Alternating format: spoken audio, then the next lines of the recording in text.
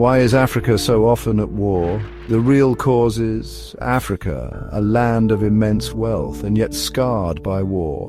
Why are conflicts so frequent on this continent? The answer is complex and uncomfortable.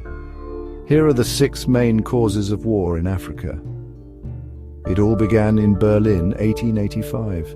Colonial powers divided Africa without regard for its people. The result, artificial borders forcing rival groups to live side by side. A perfect recipe for future conflict. Gold, diamonds, oil. Instead of creating prosperity, these resources bring chaos and violence. Armed groups, militias, corporations. Everyone wants a piece of the pie.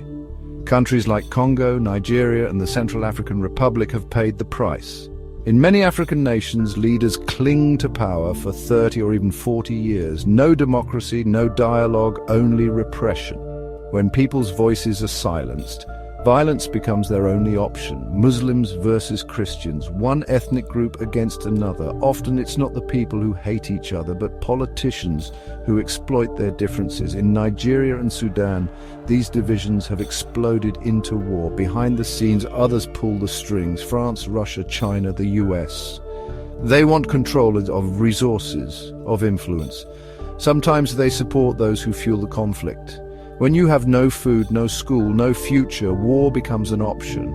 Armed groups recruit desperate young people, turning them into soldiers. Without social justice, there can be no peace. War in Africa is not inevitable. The continent can heal. But it takes courage, justice, and real independence. And above all, we must stop looking away. What do you think about these causes? Is peace in Africa really possible? Tell us in the comments. Subscribe for more eye-opening content.